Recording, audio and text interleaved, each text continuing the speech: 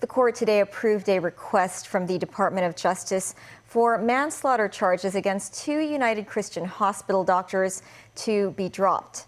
The two doctors allegedly made mistakes when they gave a patient prescriptions as they failed to consider an underlying condition. That triggered kidney failure and the patient eventually died. Sharon Tang has details. At the Eastern Magistrates Court today, prosecutors announced the court had approved its application to drop the manslaughter charges against the two doctors. The two doctors, Lam Chi Kwan and Chan Siu Kim, walked free from court. The Department of Justice said the decision was made after reviewing evidence and current laws.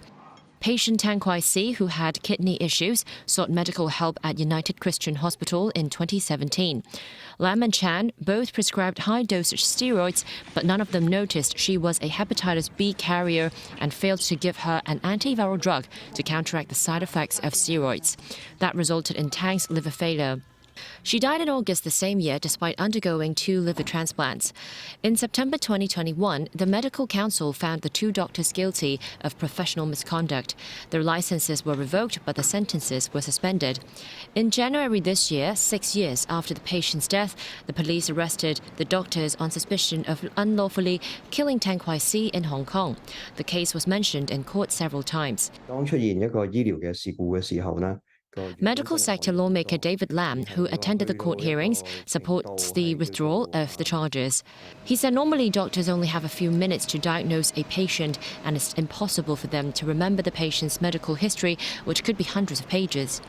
A death inquest into Tang's death, originally scheduled for earlier this year, was postponed due to the court hearings.